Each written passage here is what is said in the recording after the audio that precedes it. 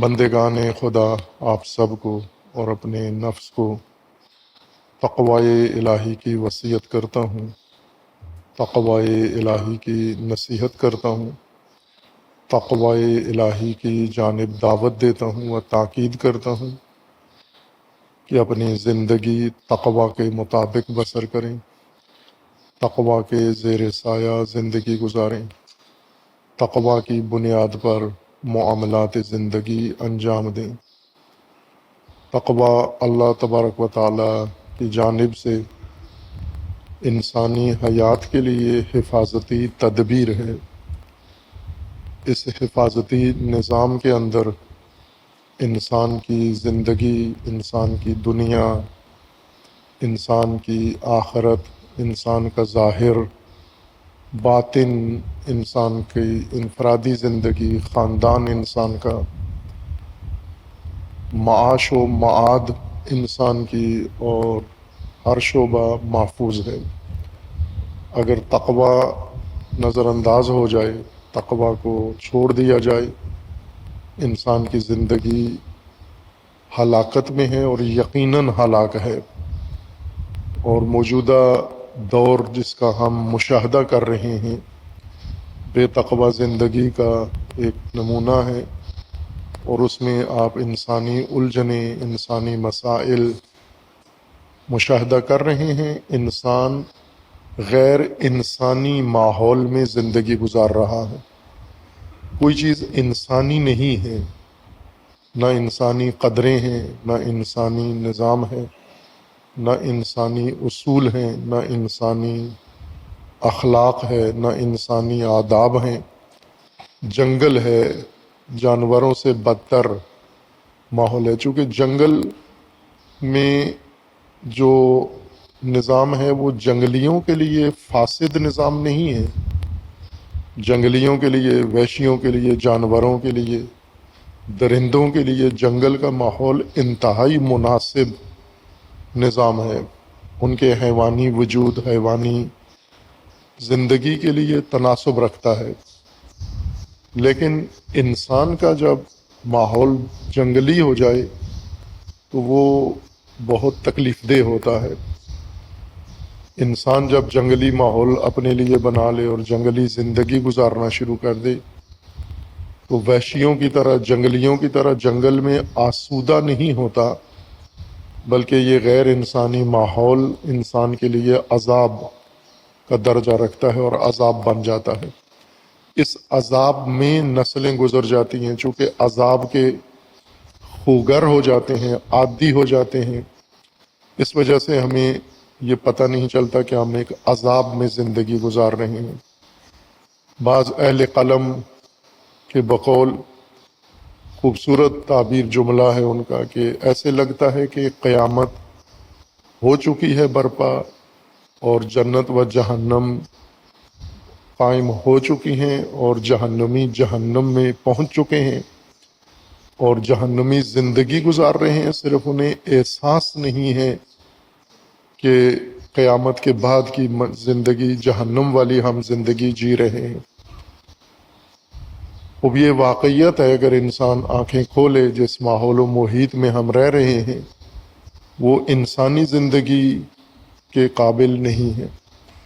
اور یہ اس وجہ سے ہوا ہے کہ انسان نے تقوی کو ترک کیا ہے۔ مذہبی انسان نے بھی اور غیر مذہبی انسان نے تقوی کی زندگی پر بے تقوی زندگی کو ترجیح دی ہے۔ ناخواستہ طور پر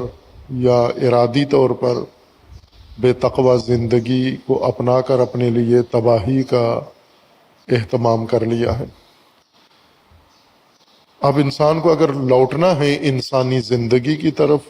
بنیاد تقوی سے شروع کرنی ہوگی، اور تقوی کی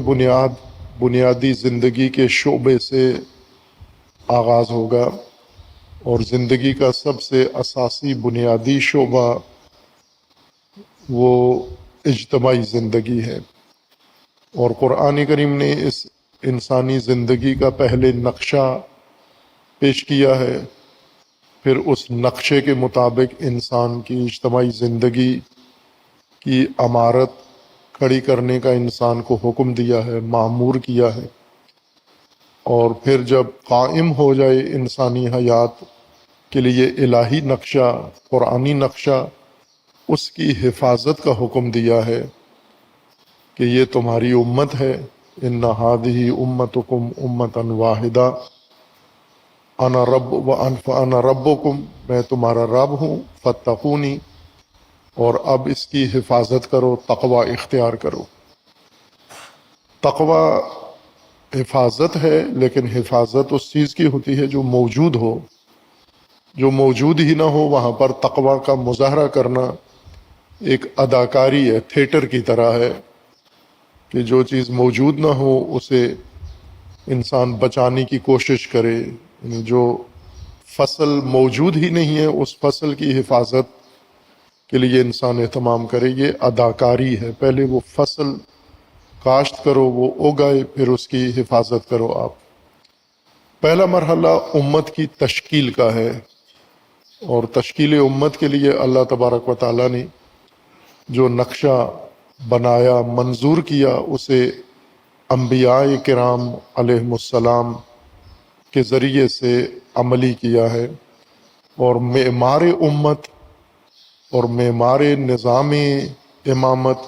اللہ تبارک و تعالیٰ نے حضرت ابراہیم خلیل علیہ الصلاۃ والسلام کو پیش کیا ہے۔ اگرچہ حضرت ابراہیم سے پہلے بھی یہی نظام تھا، جب سے انسان زمین پر آیا ہے اور اللہ تبارک و تعالیٰ نے انسان کو زمین پر خلق کیا ہے، ایک ہی نظام اس کے لیے رکھا ہے، نظام امامت و امت۔ لیکن تذکرے میں باقاعدہ طور پر جہاں سے اس موجودہ نسل کے لیے ذکر محفوظ کیا ہے وہ حضرت ابراہیم علیہ السلام سے ہے۔ حضرت ابراہیم کو اللہ تبارک و تعالیٰ نے آزمائشوں میں، امتحانوں میں ڈالا، یعنی ذمہ داریاں دیں۔ ان ذمہ داریوں کو حضرت ابراہیم نے احسن طریقے سے انجام دیا، اتمام کیا، تکمیل کیا ان ذمہ داریوں کو،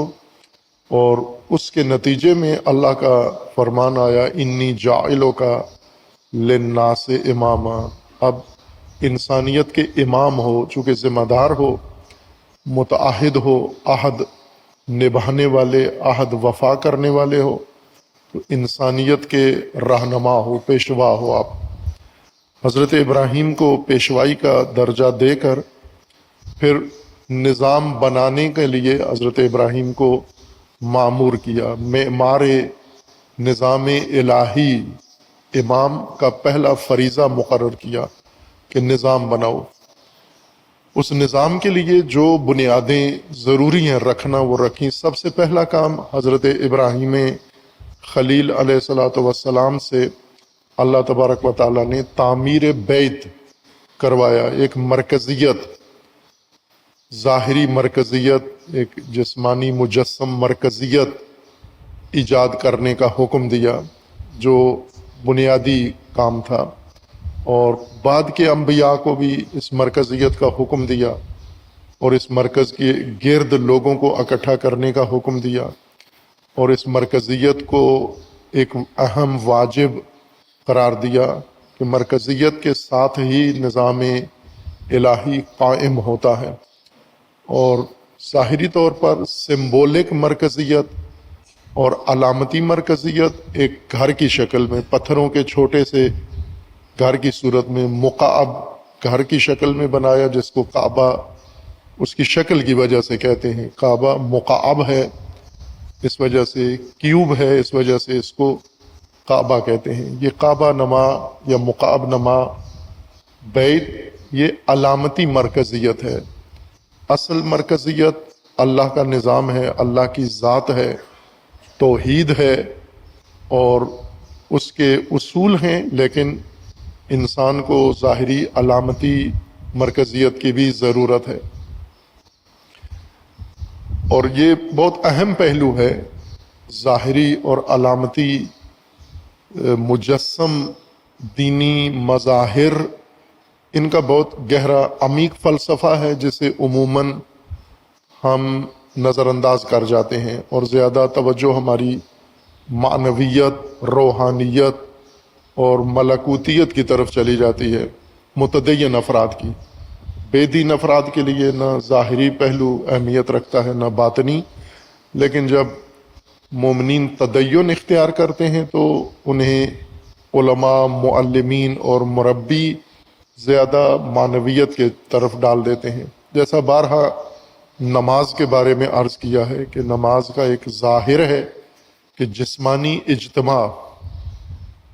اگر کوئی انسان اس سے آگے نماز کی حقیقت کو نہیں بھی سمجھ سکا لیکن جسمانی اجتماع کی حد تک نماز کو قائم رکھا، زندگی بھر اس نے پورا فریضہ انجام دیا ہے اور مقبول نماز اس نے پڑھی ہے، قائم کی ہے۔ زیادہ تر جو تاکید کرتے ہیں کہ اگر نماز میں ذرا برابر توجہ آپ کی ادھر چلی گئی، ضائع ہو گئی نماز، اگر کوئی لفظ تلفظ ٹھیک نہیں کیا ساری نماز ضائع ہو گئی، وضو میں ایک بال خشک رہ گیا تو ساری نماز ضائع ہو گئی، اگر کوئی مخرج ٹھیک نہیں نکلا تو ساری نماز ضائع ہو گئی۔ نہیں ہوئی ضائع۔ آپ جو ظاہری آداب، قواعد، قوانین پورے کر کے جسمانی طور پر نماز کا حصہ بن گئے ہو، آپ نے اقامت الصلاۃ کر دیا ہے اور اس کا بنیادی ڈھانچہ آپ نے کھڑا کر دیا ہے اور اجر آپ نے لے لیا ہے اس نماز کا۔ لیکن یہ نہیں کہ اگر وہ معنویت نہیں ہے تو نماز ساری ضائع ہے، نہ، اگر معنویت ہے، روحانیت ہے، قلبی طور پر بھی ایک رسائی پیدا ہو گئی ہے تو نور علی نور، اور اگر برفرض جیسا کہ اکثریت کی نہیں ہوتی، قلبی حضور نہیں ہوتا، جسمانی ہوتا ہے، یہ جسمانی ہی تمام الصلاۃ ہے، اس میں جو مقصد ہے صلاۃ کا ظاہری وہ حاصل ہو جاتا ہے۔ جو اجتماع ہے نماز کا، جماعت ہے نماز کی، 5 وقت کی اور جمعہ کی اور دیگر اوقات میں، یہ مقصود یہی جسمانی اجتماع آپ کا بنانا تھا۔ اور البتہ یوں نہیں کہ جسمانی اجتماع کر کے پھر جسمانی انتشار ہو جائے۔ جسمانی اجتماع کے اگلے مراحل ہیں، یہ پہلا قدم ہے کہ آپ اجتماع کریں، پھر اگلا قدم ہے کہ اس اجتماع کو لے کر آگے الہی نظام کی طرف جانا ہے۔ یوں نہیں ہے کہ یہ اجتماع منعقد ہو اور برخاست ہو، نہ، اجتماع ہو پھر اجتماع کے بعد کے مراحل شروع ہوتے ہیں تاکہ یہ اجتماع اکٹھا ہو کر جمیعاً اس مقصد واحد کی طرف متوجہ ہو جائیں، اور وہ مقصد واحد وہی امامت و امت کا نظام ہے جو جمعیت اور اجتماع سے شروع ہوتا ہے، آغاز ہوتا ہے۔ اسی طرح کعبۃ اللہ، بیت اللہ کی تشکیل بھی جسمانی علامتی مرکزیت ہے۔ یہ ہر چند اس کے معنوی مقامات ہیں اور اس کے بہت اعلیٰ درجات ہیں۔ حج اور بیت اللہ کا فلسفہ بہت عمیق ہے۔ اللہ تعالیٰ نے توفیق دی، ایک قم مقدسہ کے ایام میں جب فرصت تھی تو ان کاموں کی طالب علمانہ امور کی، تو ایک کام یہ ہوا کہ حج کا فلسفہ و اسرار وہاں پر بیان ہوئے، جو سالوں بعد، شاید 22 سال بعد اس کی ایک جلد چھپ چکی ہے، ابھی 22 سال بعد، اور وہ چھپ کے مدفون ہے، اور نہ بتایا گیا مومنین کو کہ موجود ہے، اور بتا بھی دیں تو مومنین پہ کیا اثر پڑتا ہے کہ جب ہم حج کر چکے ہیں یا کر لیں گے تو اس کی کیا ضرورت ہے آگاہ ہونے کی۔ اس میں بیان کیا ہے حج کے مقاصد، ظاہری، جسمانی اور باطنی، لیکن اس کا ظاہری مقصد بہت عظیم ہے۔ میں اس لیے تاکید کرتا ہوں کہ عبادتوں کے ظاہری مقصد کو گٹایا گیا ہے شعوری طور پر، صوفیت کے بہانے، عرفان کے بہانے، اخلاق کے بہانے، مختلف عناوین کے تحت عبادتوں کے ظاہری ڈھانچے کی تنقیص کی گئی ہے کہ یہ کوئی فائدہ نہیں ہے، یہ بے فائدہ ہے۔ اس لیے میں تاکید کرتا ہوں کہ یہ ظاہری عمل ہی بہت عظیم عمل ہے۔ اگر توفیق ہو اسی حد تک ہم حج کر لیں یا اسی حد تک ہم نماز قائم کر لیں اور پھر اس کے ظاہری اگلے مراحل بھی ساتھ طے کریں تو یہ مقصد ہم نے حج کا یا نماز کا حاصل کر لیا ہے۔ کعبۃ اللہ کا ایک مقصد ہے نظام الہی کی تشکیل میں مرکزیت کی ضرورت ہے، اور چونکہ نظام الہی علاقائی نہیں ہے، یہ ذہن میں بات ہے چونکہ ہم نے باقاعدہ ترتیب سے دینی نصاب پڑھا ہوا نہیں ہے، جستہ گریختہ رینڈم میں ہم نے دینی نصاب پڑھا ہے، یعنی کہیں سے کوئی ایک آدھ چیپٹر، اس کا ایک آدھ پیراگراف، ایک آدھ مجلس کسی موضوع پر ٹاپک پر سن لی، مثلا قرآن کریم پورا ایک نصاب ہے دین کا، تو اس میں سے چند آیات اور چند آیات سے چند مطالب ہم نے مجالس میں اس طرح سے جگہ جگہ سے سن لیے منتخب، تو ترتیب ہے ہی نہیں ہے ذہن میں ہمارے دین کی، ترتیب سے جب پڑھا ہی نہیں ہے، ترتیب سے بیان نہیں کیا گیا، تو ترتیب کہاں سے آئے گی؟ خود تو ذہن اتنے خلاق نہیں ہے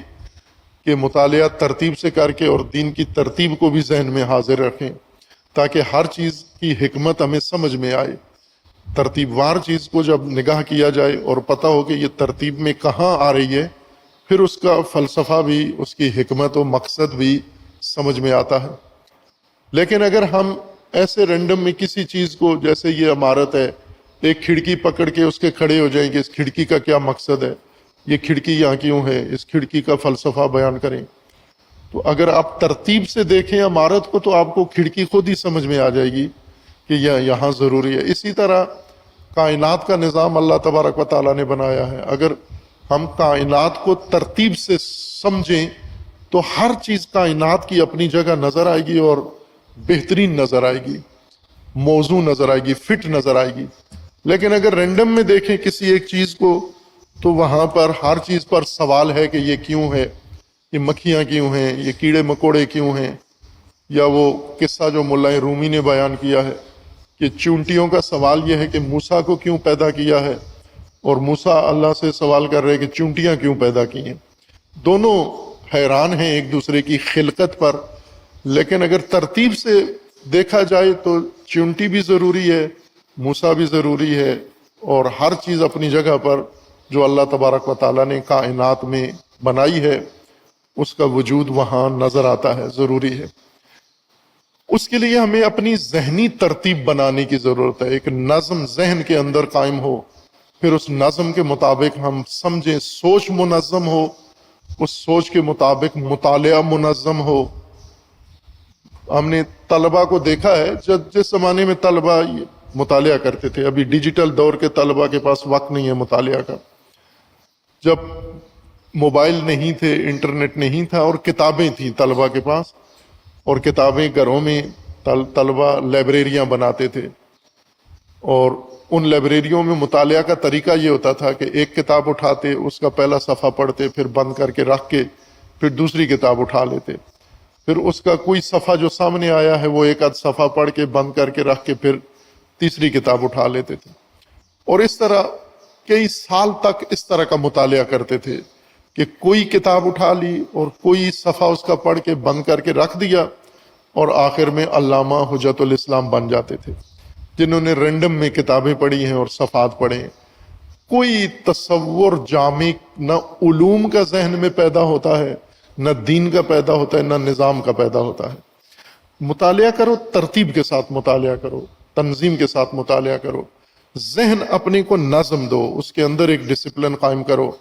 بنیادی چیزیں بنیاد میں شروع کرو، فروعی چیزیں فروع کے مقام پر شروع کرو۔ جب نظم آئے گا آپ کی زندگی میں، یہ نظم آپ کی فہم کو نتیجہ بخش قرار دے گا۔ بے نظم مطالعات بے نتیجہ ہیں، بے نظم دوڑ دھوپ بے نتیجہ ہے، بے نظم کوششیں بے نتیجہ ہیں۔ نظم کو ہر شعبے کے اندر لازمی قرار دو۔ اگر ہم مطالعہ دین کا ترتیب سے کریں، نظم سے کریں، تو جو مرکزیت ہے، جس طرح اللہ تبارک و تعالیٰ نے حضرت ابراہیم خلیل علیہ السلام کو حکم دیا کہ آپ مرکز بناؤ، اس وجہ سے کہ دین کا نظام پوری زمین کے لیے ایک ہے، علاقائی نظام نہیں ہے کہ ایک علاقے کے لیے ایک نظام، دوسرے علاقے کے لیے دوسرا نظام۔ جیسے ابھی یہ رینڈم میں جو انہوں نے دین سنا پڑا ہوا ہے، ان کے سوالات میں سے ایک سوال یہ ہے کہ ایران میں نظام ولایت فقی قائم ہے. نظام ولایت ہے، فقی کہہ کہ اس میں تھوڑا الجھن پیدا ہو جاتی ہے. نظام ولایت ہے. نظام ولایت رسول اللہ صلی اللہ علیہ وآلہ وسلم جب مبعوث ہوئے، جو نظام اللہ نے بنایا وہ نظام ولایت تھا. رسول اللہ کے بعد امیر المومنین نے نظام ولایت تھا. پھر نظام ولایت ہی ہے قیامت تک. چونکہ شیعہ اعتقاد کے مطابق امام معصوم غائب ہیں تو نیابت میں فقی آ جاتا ہے بیچ میں نام. نظام کا نام ولایت فقی نہیں ہے، نظام کا نام ولایت ہے. امامت و ولایت نظام ہے. معصوم ہو موجود تو بھی نظام امامت و ولایت ہے، زمانہ غیبت ہو تو بھی نظام ولایت و امامت ہے. یہ ولایت و امامت کا نظام کبھی رسول کے ذریعے قائم ہوگا، نبی کے ذریعے، کبھی امام معصوم کے ذریعے، اور کبھی امام غیر معصوم کے ذریعے، فقی کے ذریعے نافذ ہوگا، لیکن تسلسل کے ساتھ نظام قائم ہوگا. ایران میں نظام امامت قائم ہوا، ولایت قائم ہوا. اب سوال یہ کرتے ہیں کہ اگر عراق میں قائم ہو تو وہ کیسے قائم ہوگا، پاکستان میں قائم ہو تو کیسے قائم ہوگا. یہ رینڈم کا دین شناسوں کا یہ سوال ہے کہ اگر پاکستان میں ہوا تو اس کا کیا بنے گا. قرآن پڑھتے تو ترتیب سے پڑھتے تو یہ رینڈم سوالات نہ ذہن میں اٹھتے، چونکہ قرآن نے انسان کے لیے جو بھی نظام بنایا ہے وہ عالمی نظام بنایا ہے. عالمی نظام ہے، عالمینی نظام ہے. جیسے اللہ تبارک و تعالیٰ نے اپنی ربوبیت کے بارے میں فرمایا کہ رب العالمین ہے، یعنی اللہ کی ربوبیت عالمینی ہے. اسی طرح رسول اللہ صلی اللہ علیہ وآلہ وسلم کی رسالت بھی عالمی ہے، عالمینی ہے، رحمت للعالمین ہے. قرآن کریم کی حجیت عالمینی ہے، تمام عالم کے لیے، تمام عالمین کے لیے ہے. اور امامت کا نظام بھی عالمینی ہے، یعنی تمام عالم کے لیے یہ نظام قائم ہوگا، نہ کہ علاقے میں. ہندوستان کے لیے الگ نظام ولایت ہوگا، پاکستان کے لیے الگ نظام ولایت ہوگا. چونکہ مرکزیت اس کی اللہ تبارک و تعالیٰ نے جب حضرت ابراہیم کو امام بنایا تو امام للحجاز، امام للفلسطین، امام برائے عراق، امام برائے بابل، چونکہ جہاں پیدا ہوئے حضرت ابراہیم وہ بابل میں پیدا ہوئے، تو امام بابلیین نہیں بنایا، امام عراقیین نہیں بنایا، امام حجازیین نہیں بنایا. انی جاعلک للناس اماما، انسانیت کا امام بنایا ہے. اب انسانیت کے امام نے ایک مرکز بنانا ہے، وہ مرکز بھی حجاز و یمن کے لیے نہیں ہے، عالمین کے لیے ہے. کعبہ مثابتاً للناس، لوگوں کے رجوع کی جگہ، ناس کے لیے ہے، عالمینی مرکز ہے. اور جو بھی الہی نظام ہے امامت کا نظام، یہ عالمینی ہے، پورے عالم کے لیے ایک مرکزی نظام ہے. البتہ مرکزی نظام جب پورے عالم میں قائم ہوگا، جیسا تشیع کے اندر تصور ہے ظہور امام عصر اجل اللہ تعالی فرج شریف سے، تو ایک عالمینی نظام بنے گا، نہ کہ ٹکڑے ٹکڑے. ایک عراق میں کوئی بیٹھا ہوگا، پھر ایک ایران میں بیٹھا ہوگا، پھر وہ خط و کتابت کے ذریعے آپس میں روابط کریں گے. عالمینی نظام ہے، مہدویت بھی عالمینی نظام ہے. اور اب تو شیطان بھی اپنا عالمینی نظام بنانے کے لیے کوشاں ہے. نیو ورلڈ آرڈر، اور ایک سویلائزیشن، اور ایک سیاسی نظام، ایک معاشی نظام پورے عالم کے لیے، وہ بھی ایک گلوبل نظام بنانے کی کوشش میں ہے. اللہ کا نظام عالمینی نظام ہے، اور اس کی مرکزیت اللہ تبارک و تعالیٰ نے حضرت ابراہیم خلیل علیہ السلام سے قائم کروائی ہے. یہ جو اعتراض بھی ہے بعضوں کا کہ مسلمانوں کو بہت حساسیت ہے مورتیوں پر، بتوں پر، کہ بتوں کے پیچھے کیوں جاتے ہو، بتوں کے گرد کیوں جاتے ہو، بتوں کے سامنے کیوں جھکتے ہو. تو وہ یہ کہتے ہیں کہ ہماری مورتیاں کم از کم گھڑی ہوئی تو ہیں، آپ تو ان گھڑے پتھروں کے آگے جا کے جھکتے ہو، ان کے گرد جا کے گھومتے ہو. پتھروں کا گھر ہے، آپ بھی تو پتھروں کے گرد ہی سارا کام کر رہے ہو، ہم بھی پتھروں کے گرد. آپ کے پتھر ایک جگہ اکٹھے کر دیے گئے ہیں، ان کو گھر کی شکل دے دی گئی ہے، ہمارے پتھر ہمارے مندروں میں پڑے ہوئے ہیں. تو فرق تو کوئی نہیں پڑتا، عملاً تو سارے پتھروں ہی کے گرد گھوم رہے ہو. اب یہ سوال ہے، یہ جواب ہے، اور بعض واقعاً انہی پتھروں ہی سے فیض حاصل کرنا چاہتے ہیں۔ کعبے کے اندر دیواروں میں جو پتھر لگے ہوئے ہیں، میرے خیال میں کوئی عالم دین بھی، اگر بڑا عالم دین بھی ہو، تو وہ بھی حج کرنے جب جائے گا تو اس کے ذہن میں بھی یہی ہوگا کہ سارا کرنٹ اور برکت ان پتھروں کے اندر ہے، میں ٹچ کروں گا تو یہ سب میرے اندر منتقل ہو جائے گا۔ یہ عام تصور یہی پایا جاتا ہے۔ یہ پتھر ایک علامت کے طور پر، مرکزیت کے طور پر یہ گھر رکھا گیا ہے، اور ان پتھروں میں نہیں حکمت رکھی گئی، وہ ایک علامتی مرکزیت ہے۔ اس مرکزیت کے گرد آپ نے اجتماع کرنا ہے۔ اجتماع سے مراد میلے کی طرح نہیں ہے کہ وہاں گھوم کے میلے میں شرکت کر کے اور اس میں ثواب کما کے پھر واپس آ جائیں آپ، بلکہ اس اجتماعیت میں، اس جمعیت میں ایک امت کی تشکیل کا مرحلہ ہے، عالمینی مرحلہ ہے، علاقائی مراحل طے کر کے، یعنی یومیہ نماز جماعت میں اپنا محلے کی اجتماعیت قائم کر کے، پھر جمعہ میں ایریے کی، اب محلے سے باہر پورے ایریے کی اجتماعیت،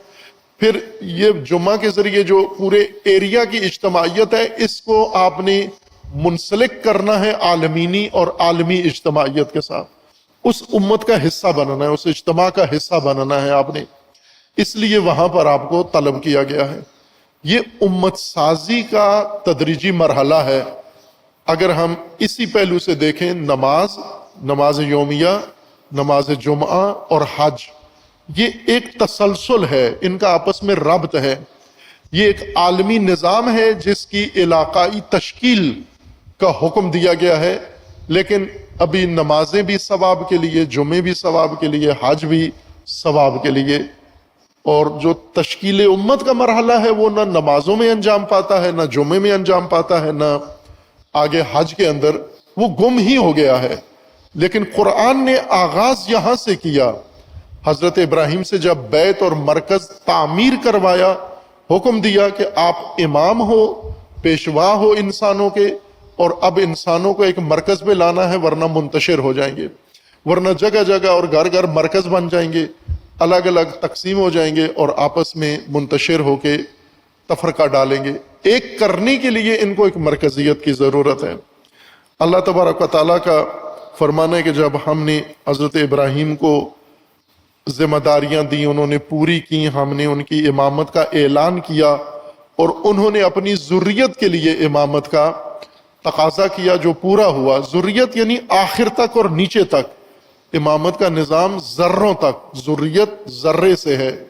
ذرہ اور ذریت دونوں کا مادہ ایک ہے۔ ذرہ یعنی سب سے چھوٹا جسم جو دکھائی دے سکتا ہے، سب سے چھوٹا، اور اگر اس کو اور چھوٹا کیا جائے تو دکھائی نہیں دیتا، دکھائی دینے والا سب سے چھوٹا جسم اس کو ذرہ کہتے ہیں،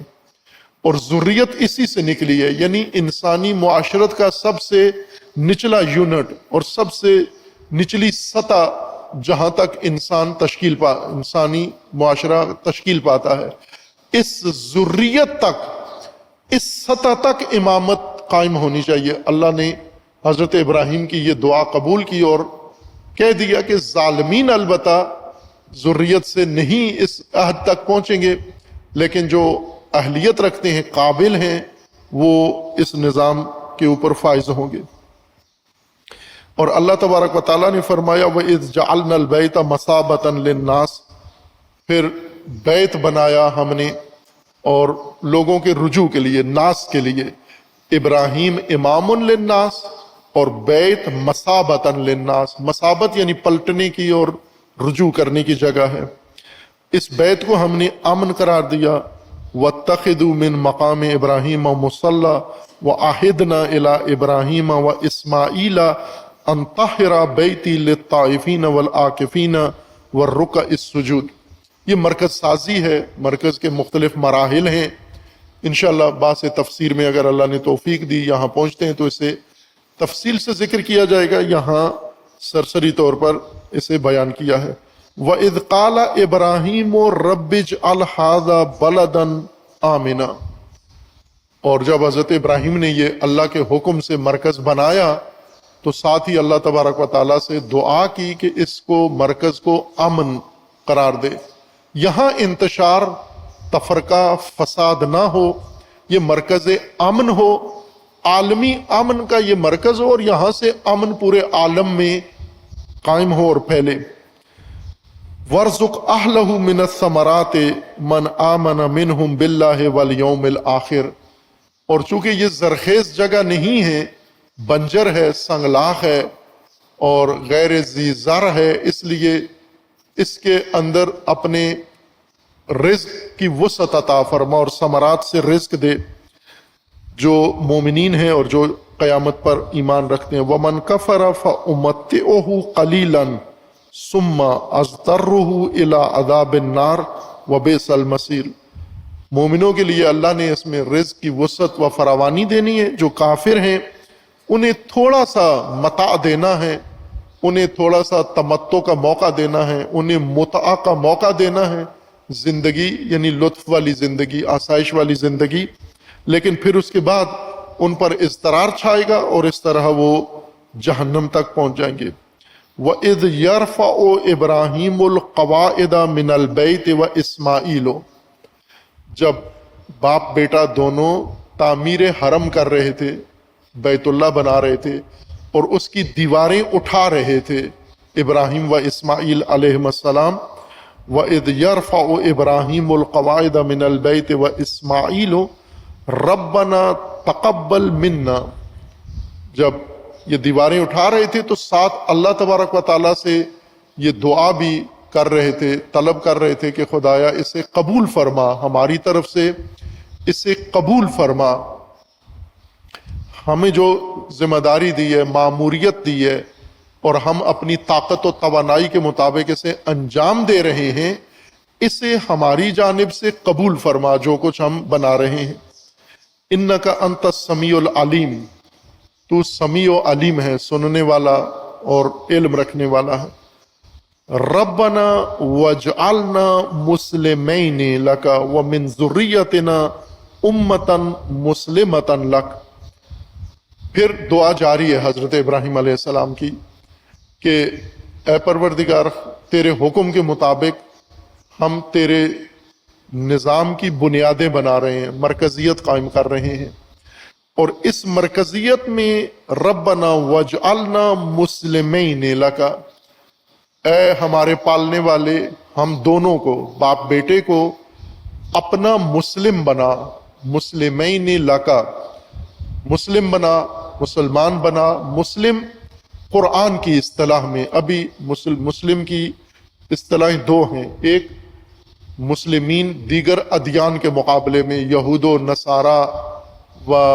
دیگر بے دین لوگوں کے مقابلے میں ایک اصطلاح استعمال ہوتی ہے مسلمان یا مسلم، جو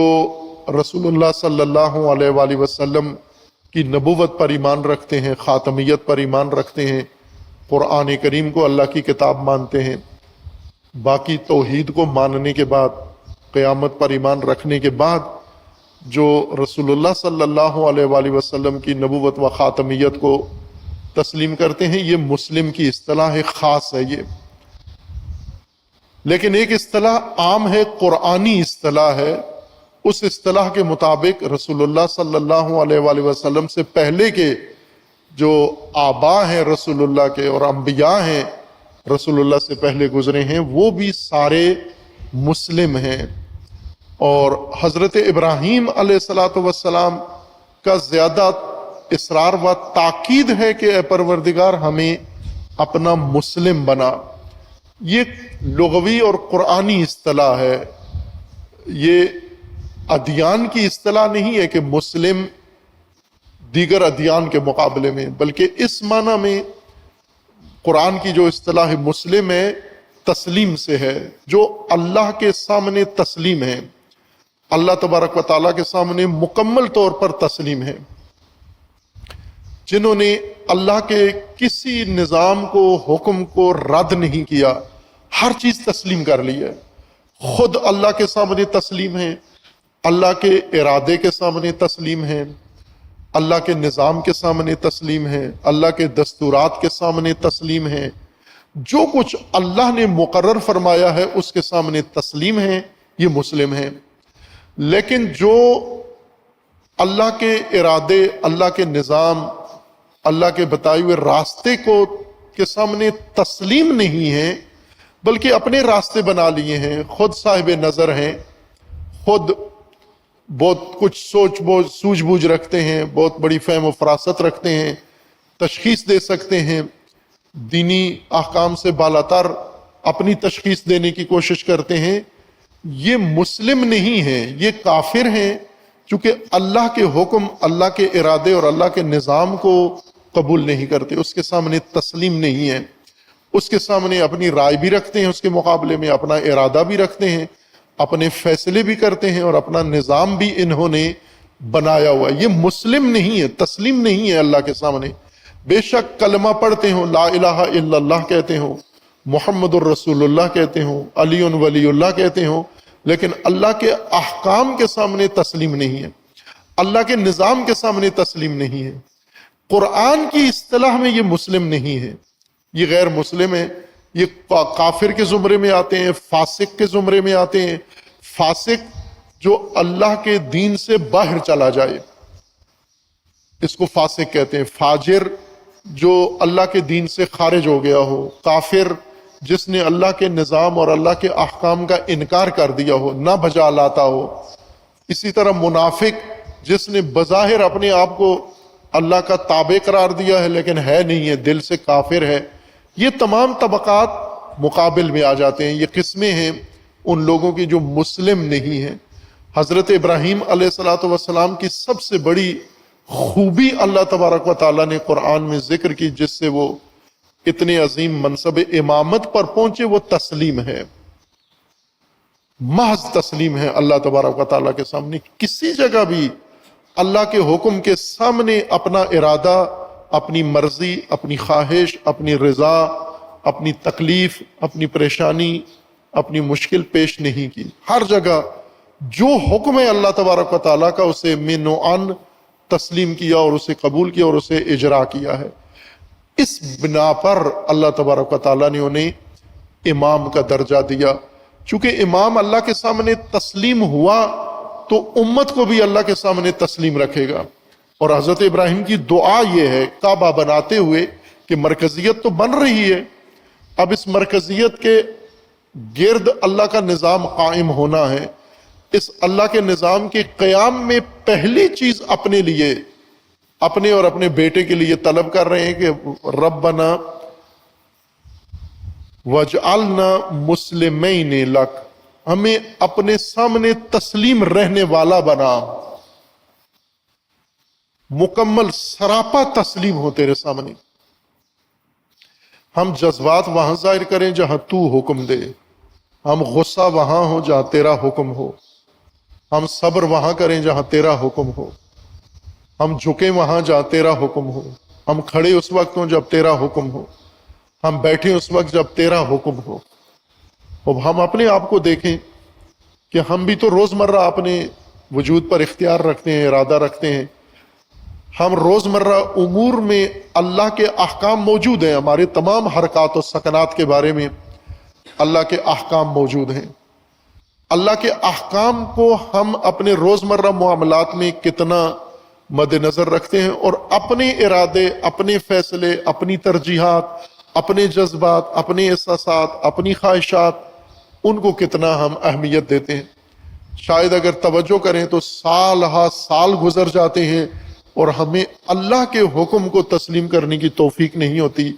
اپنے ارادے سے سب کر رہے ہوتے ہیں، اپنی خواہش سے سب کر رہے ہوتے ہیں۔ اپنے ارادے کو اللہ کے ارادے میں ضم کر دو، اپنے ارادے کو اللہ کے ارادے میں فنا کر دو۔ یہ جو صوفیاء اور عرفاء مقام فنا ذکر کرتے ہیں، یہ تو عام شرعی حکم ہے، یہ ہر مومن کے لیے حکم ہے کہ اللہ نے تمہیں ارادہ دیا ہے، لیکن یہ ارادہ اللہ کے مقابلے میں استعمال نہ کرو، اپنے ارادے کو اللہ کے ارادے میں گم کر دو۔ جس طرح امیر المومنین علیہ السلام ہیں، امیر المومنین صاحب ارادہ ہیں، صاحب اختیار ہیں، لیکن عمر بھر کبھی بھی ایک مرتبہ بھی اپنا ارادہ اور اپنا اختیار امیر المومنین نے استعمال نہیں کیا، وہاں کیا جہاں اللہ کا ارادہ تھا۔ اور جو آپ سنتے ہیں ذاکری میں، مجالس میں، امیر المومنین کے فضائل میں جنگ عمرو ابن عبدود کے ساتھ معروف واقعہ ہے جو علماء نے بھی ذکر کیا ہے کہ امیر المومنین نے عمرو ابن عبدود کو جب گرا لیا اور اب مرحلہ اس کے سر کاٹنے کا تھا تو اس نے گستاخی کی، توہین کر دی، امیر المومنین کے چہرے پہ اس نے تھوک دیا، اور جو ہی اس نے تھوکا تو امیر المومنین نے اسے چھوڑ دیا اور ہٹ گئے، اس کے جسم سے زخمی سے ہٹ کے تھوڑا چند قدم ٹہل کے پھر واپس آئے۔ عمرو ابن عبدود نے پوچھا، سوال کیا کہ یہ کیا کیا آپ نے؟ میں آپ کے زانوؤں کے نیچے، آپ کے پنجے میں ذلت محسوس کر رہا تھا اپنے لیے کہ جنگ میں اتنا بڑا نامآور پہلوان شکست کھا گیا اور مجھے احساس حقارت ہو رہا تھا۔ میں نے اس لیے آپ کے چہرے پہ تھوکا تاکہ آپ کو غصہ آئے گا اور آپ جلدی میرا سر قلم کر دیں گے تاکہ میں یہ ذلت کی حالت زیادہ دیر نہ دیکھ سکوں، لیکن آپ نے الٹا مجھے چھوڑ دیا، کیوں کیا؟ تو امیر المومنین نے جواب دیا، اس لیے کہ جب تو نے میرے چہرے پہ تھوکا تو مجھے غصہ آیا، یہ میرا غصہ تھا، جبکہ میں نے تیرے ساتھ جنگ اپنے ارادے سے نہیں کی، اپنے غصے سے نہیں کی، اپنی آتش انتقام سے نہیں کی، اللہ کے حکم سے کی، اور تجھے مارنا بھی اللہ کے حکم سے مارنا چاہتا تھا، لیکن تو نے گستاخی کر کے اللہ کے ارادے کے ساتھ میرا ارادہ بھی بھڑکا دیا، اللہ کے حکم کے ساتھ میرا غصہ بھی تو نے بھڑکا، مخلوط ہو گیا کام۔ اب اگر تجھے اس حالت میں مارتا تو فقط اللہ کے لیے نہ ہوتا بلکہ میرا بھی انتقام کا جذبہ اس میں شامل ہوتا، اور میں نہیں چاہتا تھا کہ مجھ سے کوئی ایسا کام چھوٹا سا بھی سرزد ہو جس میں میری رائے اللہ کے علاوہ میری بھی رائے شامل ہو، اللہ کا حکم فقط شامل ہو۔ یہ تسلیم ہے، اس کو کہتے ہیں مقام تسلیم۔ جو کھیل ہم نے بنایا ہوا ہے، یہ دین کھیل ہے ایک، یعنی واقعاً کھیل ہے، بازیچہ بنایا ہوا ہے، لعب، جس طرح قرآن نے فرمایا ہے رسول اللہ کو، اے رسول دیکھے ہیں لوگ جنہوں نے دین کو لعب اور دین کو لہو اور دین کو تمسخر اور بازیچہ بنا لیا ہے، دیکھیں ایسے لوگ، بھلے ہم ہی ہیں وہ لوگ جنہوں نے دین کو مسخرہ بنا لیا ہے، جنہوں نے دین کو استہزاء بنا لیا ہے، جنہوں نے دین کو ہزون اختیار کیا ہے، جنہوں نے دین کو لعب و لہو بنا لیا ہے، ہم ہی وہ لوگ ہیں جنہوں نے دین کو بالکل اپنے لیے ایک بازیچہ بنا لیا ہے، اپنی خواہشات، اپنے مقاصد، اپنی لالچیں، اپنے خوف کو دین کا نام دیا ہوا ہے، دین کا کام ہو رہا ہے، اپنے لیے کر رہے ہو، آپ اپنے خاندان کے لیے کر رہے ہو، اپنے گروہ کے لیے کر رہے ہو، اپنی ذات کے لیے کر رہے ہو، اپنے لیے جو کام کرتے ہو ان کو دین کا نام دیتے ہو، اللہ کا حکم ہے جو وہ انجام دو، بے شک تمہارے ضرر میں ہی کیوں نہ ہو۔ حضرت ابراہیم تسلیم ہے اور اللہ سے دعا مانگ رہے ہیں کہ ہمیں مسلم رکھ، ہمیں مسلم بنا، ہمیں مسلم قرار دے، اجعلنا مسلمین لک، مسلم ہو تسلیم، اور وہ بھی صرف تیرے سامنے تسلیم ہو۔ زمانے میں بڑی قوتیں ہیں جو ہمیں اپنے سامنے تسلیم کرنے کی کوشش کریں گی، ہمیں اپنے سامنے جھکانے کی کوشش کریں گی، لیکن ہم ان کے سامنے نہ جھکیں، خواہ وہ سلاطین ہوں، وہ طواغیت ہوں، وہ رشتہ دار ہوں، وہ آبا ہوں، وہ اولاد ہو، وہ گھر ہو، وہ کوئی بھی ہو، ہمیں اپنے سامنے تسلیم رکھ۔ اور حضرت ابراہیم علیہ السلام کی زندگی اس طرح گزری ہے۔ حضرت ابراہیم کی زوجہ نے، سارہ نے، حضرت ابراہیم کو اپنے سامنے تسلیم رکھنے کی کوشش کی اور حضرت ابراہیم تسلیم نہیں ہوئے۔ اللہ کے حکم، وہ کچھ اور چاہتی تھی، اللہ کچھ اور چاہتا تھا، تو حضرت ابراہیم نے زوجہ کے مقابلے میں اللہ کے حکم کو ترجیح دی۔ اسی طرح آزر، قرآن نے اب کہا ہے، یہ اب ہے ابراہیم کے، اب نے بہت کوشش کی کہ ابراہیم کو اپنے تابع، اپنے سامنے تسلیم رکھے، بتوں کے سامنے تسلیم رکھے، اور ابراہیم فقط اللہ کے سامنے تسلیم رہے۔ نمرود نے ابراہیم کو آگ میں ڈالا اور ابراہیم فقط اللہ کے سامنے تسلیم رہے۔ اسی طرح خاندان مشکلات میں تھا اور حضرت ابراہیم احساسات میں نہیں بہے۔ ہم کتنی سادگی سے نجی مصروفیات، خاندانی مشکلات کی وجہ سے دین چھوڑ جاتے ہیں۔ آج گھر میں کام پیش آ گیا، آپ آج بیوی کی طبیعت خراب تھی، آج بچوں کو کہیں تفریح کے لیے لے جانا تھا، آج جمعہ میں نہیں ہے، اکثر زیادہ تر مومنین نہیں ہیں، نہ یہاں ہے نہ کسی اور مسجد میں ہوں گے، کہیں تو ہوں گے نا آج مومنین، کہاں ہوں گے؟ ان میں سے بہت سارے بیوی بچوں کے ساتھ مصروف ہوں گے، اور ہیں بڑے نامور مومن۔ حضرت ابراہیم اپنی اولاد کو اٹھا کے، شیرخوار بچے کو وادی سنگلاخ میں لے گئے، اور وہاں پر بچہ پیاسا ہے، بھوکا ہے، بیوی تنہا ہے، اور کوئی انسان ذی روح نہیں ہے وہاں پر۔ اس خوفناک وادی میں جا کر بیوی بچوں کو چھوڑ آئے۔ ظاہر ہے یہ آپ کے دور کا زمانہ نہیں کہ بجلی بھی تھی اور سڑکیں بھی تھیں اور آنا جانا بھی تھا، کچھ بھی نہیں تھا، ابھی تو کعبہ بھی نہیں بنا تھا کہ تجارت کے لیے لوگ آتے ہوں مکہ میں، پانی نہیں تھا تاکہ لوگوں کا ویسے گزر ہوتا ہو، چشمے پہ آتے ہوں، کوئی چراگاہ نہیں تھی کہ وہاں پر لوگ آتے ہوں، بالکل وادی غیر ذی زر، قرآن نے اس کو وادی غیر ذی زر کا عنوان دیا ہے، یعنی ایسی وادی جس میں زراعت ممکن ہی نہیں ہے۔ اس وادی غیر ذی زر میں اللہ تبارک و تعالیٰ نے ابراہیم کو جا کے حکم دیا وہاں بچوں کو چھوڑو۔ ہے کوئی ہم میں سے ایسا نجی زندگی میں اللہ کی خاطر اپنے آباد گھر میں جہاں اے سی لگا ہوا ہے، بجلی ہے، سارے سامان سہولتیں ہیں، کچن بھرا ہوا ہے، بچوں کو چھوڑو نماز جمعہ کے لیے؟ نہیں چھوڑتے، چونکہ بچے تنہا ہیں، پیچھے بچوں کو اسکول لے کے جانا ہے، بچوں کو فلاں کام کرانا ہے۔ وہ دعویٰ یہ ہے کہ ہم مسلمان ہیں، مسلم ہیں۔ تسلیم ہو، کس کے سامنے تسلیم ہو؟ اپنی خواہشات کے سامنے تسلیم ہو، اپنی حاجات کے سامنے تسلیم ہو، اپنے اہداف کے لیے تسلیم ہو، اپنے مقاصد کے لیے، اپنے مال و اموال کے لیے تسلیم ہو۔ اللہ کے سامنے تو تسلیم نہیں ہو۔ حضرت ابراہیم اللہ کے سامنے تسلیم ہے کوئی ایسا کام کر سکتا ہے کہ بچے کو لے کے جائے آباد علاقے سے، فلسطین سے لے کے گئے، اردن سے لے کے گئے، بابل سے لے کے عراق کا جو علاقہ ہے، زرخیز علاقہ، کھجوروں والا، زیتون والا، دریاؤں والا، دجلہ و فرات والا علاقہ، وہاں سے بچوں کو اٹھا کے لے گئے وادی سنگلاخ میں جہاں پینے کا پانی بھی نہیں ہے، اور وہاں سے حکم ہوا کہ ان کو چھوڑ کے واپس جاؤ، آپ چھوڑ کے چلے گئے، اور بچہ اب تڑپ رہا ہے، ایڑیاں رگڑ رہا ہے، ماں مضطرب ماں دوڑ رہی ہے، پہاڑوں کے درمیان دوڑ رہی ہے۔ یہی دکھانے کے لیے آپ کو حج پہ بلایا گیا تھا کہ یہ کام کر سکتے ہو اللہ کے لیے، آپ یہ دوڑ لگا سکتے ہو اللہ کے لیے، اس طرح قربانیاں دے سکتے ہو آپ۔ یہی چیز سمجھے بغیر ہم واپس آ جاتے ہیں، اسی لیے وہ ایک گردش ہے جو کر کے آتے ہیں، لیکن حج کا مقصد و فلسفہ و دین کا ہدف سمجھ میں نہیں آتا ہمیں۔ خب یہ حضرت ابراہیم خلیل علیہ الصلوۃ والسلام، روایات میں ہے کہ جب حضرت اسماعیل اس شیر خارگی میں تشنگی کی وجہ سے، شدت عطش کی وجہ سے ایڑیاں رگڑ رہے تھے اور ماں مضطر ماں دوڑ رہی تھی، تو حضرت جبریل آئے مدد کے لیے،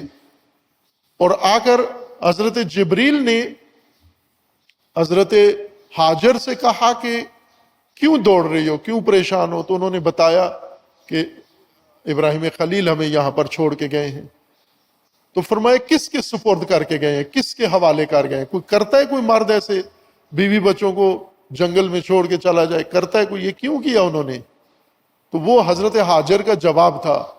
کہ جس کے حکم پر چھوڑ کے گئے ہیں اسی کے سپرد کر کے گئے ہیں، اسی کے حوالے کر کے گئے ہیں، اور وہ ہماری مدد کرے گا۔ اور پھر روایات میں ہے کہ جب حضرت ابراہیم کو آگ میں ڈالا جا رہا تھا تو جبریل پھر آئے مدد کو، اور آ کر حضرت ابراہیم سے کہا کہ ابراہیم اللہ کا حاجہ، ابراہیم مدد چاہیے؟ میں کر سکتا ہوں مدد، جبریل ہوں، مدد کے لیے ہی آیا ہوں، کروں کوئی مدد ہے ضرورت؟ تو حضرت ابراہیم نے اسی منجنیق سے آگ میں جاتے ہوئے درمیان کے فاصلے میں حضرت جبریل سے کہا کہ اما الیک فلا، ضرورت تو ہے لیکن تیری نہیں ہے، جس کی ضرورت ہے وہ دیکھ رہا ہے، اس نے بچا لینا ہے۔ اما لک فلا، تیری ضرورت نہیں ہے، تو خود میری طرح اللہ کی مخلوق ہے، میں تجھ سے مدد مانگوں، جس کے لیے قیام کیا ہے اس کی مدد ہے۔ یہ تسلیم کا مقام ہے حضرت ابراہیم۔ تسلیم ایک مقام ہے انسانی معراج میں، انسانی بندگی میں، کہ ابدیت مکمل ہوتی ہے تسلیم ہونے سے۔ ابدیت ہٹ درمی سے نہیں ہوتی، اپنی بات پر اصرار سے نہیں ہوتی، اپنی منمانی سے ابدیت پوری نہیں ہوتی، اپنی ضد پوری کرنے سے ابدیت پوری نہیں ہوتی۔ تسلیم، اللہ کا حکم کیا ہے یہاں پر، میری رائے بے شک جو بھی ہو، اللہ کا حکم کیا ہے اس کے سامنے جھک جانا، یہ تسلیم ہے۔ اور حضرت ابراہیم نے اللہ تبارک و تعالیٰ سے یہ دعا مانگی، ربنا وجعلنا مسلمین لک، اور پھر ذریت کے لیے پھر دعا مانگی، ومن ذریتنا امتا مسلمتا لک، اور میری ذریت سے بھی امت مسلمہ بنا۔ امت مسلمہ وہی جو اصطلاح ہے ابھی رائج ادیان کی یا سماجیات کی اصطلاح ہے امت مسلمہ، جسے ہم بھی استعمال کرتے ہیں، سب استعمال کرتے ہیں، جس کا کوئی وجود نہیں ہے، لفظ کے اس طرف اس کا کوئی مصداق نہیں ہے امت مسلمہ کا، نہ امت ہے نہ مسلمہ ہے۔ یہی جو آج موجود ہیں 2 ارب کے نزدیک، 200 کروڑ کے نزدیک، جن کے 57-58 ممالک ہیں، جن کی بڑی تنظیمیں ہیں، جن کی بڑی فوجیں ہیں، جن کے بڑے علماء ہیں، مفتی ہیں، جن کی بڑی کر و فر ہے، اس کا کوئی وجود نہیں ہے، نہ امت ہے ان کی نہ مسلمہ ہے۔ مسلمہ حضرت ابراہیم کی اصطلاح میں، قرآن کی اصطلاح میں، یہ تسلیم ہے شیطان کے سامنے، یہ تسلیم ہے امریکہ کے سامنے، یہ تسلیم ہے اپنے نفوس کے سامنے، اپنی خواہشات کے سامنے، طاقتوروں کے سامنے تسلیم ہے، اللہ کے سامنے تسلیم نہیں ہے۔ حضرت ابراہیم نے ذریت سے امت مسلمہ طلب کی، یعنی اے پروردگار تو بنا، تو توفیق دے، تو اسباب مہیا کر کہ میری ذریت سے امت مسلمہ تشکیل پائے۔ قرآن کی اصطلاح میں امت مسلمہ، امت بھی قرآن کی اصطلاح میں اور مسلمہ بھی قرآن کی اصطلاح میں یہ تشکیل پائے۔ وَمِن ذُرِّيَّتِنَا أُمَّةً مُسْلِمَةً لَكَ وَأَرِنَا مَنَاسِكَنَا وَتُبْ عَلَيْنَا إِنَّكَ أَنْتَ التَّوَّابُ الرَّحِيمُ۔ پھر اگلی دعا میں مناسک طلب کیے، لیکن یہ امت مسلمہ چونکہ قرآن کی اصطلاح ہے، حضرت ابراہیم معمار نظام الہی، معمار نظام امت و امامت کی اصطلاح ہے، اور قرآن نے ان کی زبان سے یہ اصطلاح رکھی ہے، اس لیے اس کو کھولنا ضروری ہے۔ امت مسلمہ کہ قرآن امت مسلمہ کسے کہتا ہے، حضرت ابراہیم امت مسلمہ کسے کہتے ہیں، اور وہ امت مسلمہ کیسے بنتی ہے۔ دعا میں یہ ہے کہ وَجْعَلْنَا مُسْلِمَيْنِ لَكَ وَمِنْ ذُرِّيَّتِنَا أُمَّةً مُسْلِمَةً لَكَ، تیرے سامنے تسلیم امت ہو اور تسلیم ہو تیرے سامنے۔ اجعلنا، ہمیں بھی تسلیم رکھ، اور ہماری ذریت سے امت بھی تسلیم رہنے والی امت مقرر فرما۔ اصل جو کام آج کرنے کا ہے وہ تشکیل امت مسلمہ ہے، تاسیس امت مسلمہ ہے۔ اس اجتماع سے، اس ریوڑ سے، یہ جو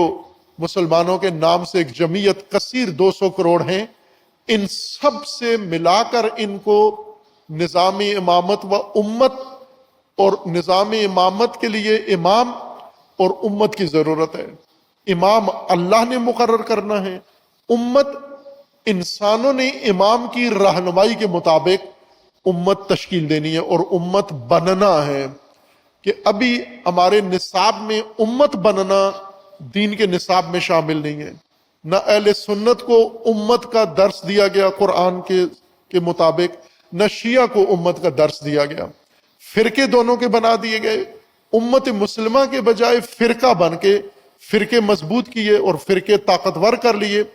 اب اتنے طاقتور فرقے ہو گئے ہیں کہ بیچ میں نہ امت بننے کی گنجائش ہے، نہ امت بننے کا کسی کو موقع دیتے ہیں، بلکہ کوئی امت کی بات کرے اس کو سرکوب کرنے سارے مل کے آ جاتے ہیں۔ لیکن اللہ کا وعدہ ہے، حضرت ابراہیم کی دعا ہے، اور جو بھی اس کے لیے کوشش کرے، اللہ تبارک و تعالیٰ نے یہ دعا قبول کی ہے حضرت ابراہیم سے، اور قیامت تک امت مسلمہ ذریت ابراہیم سے تشکیل پائے گی، اس شرط پر کہ ظالمین نہ ہوں۔ ظالمین وہ لوگ ہیں جو حضرت ابراہیم کے بتائے ہوئے نظام کے مطابق نہیں ہیں، شرائط ان میں نہیں پائی جاتی، لیکن دین و مذہب کے نام پر مسندوں پر آ بیٹھے ہیں ظالمین ہیں۔ ان کے ظالم ہونے کی علامت یہی ہے کہ یہ نظام امامت و نظام امت تشکیل نہیں دے سکے، اور ان کا ارادہ بھی نہیں ہے نظام امامت و امت تشکیل دینے کا۔ یہ سب ظالمین کے زمرے میں، قرآن کی اصطلاح میں ظالمین کے زمرے میں شمار ہوتے ہیں۔ اللہ تبارک و تعالی ہم سب کو قرآن و اہل البیت و رسول اللہ صلی اللہ علیہ وآلہ وسلم کی تعلیمات کو سمجھنے کی توفیق عطا فرمائے، اور اللہ تبارک و تعالی ہمیں نظام الہی قائم کرنے کی توفیق عطا فرمائے،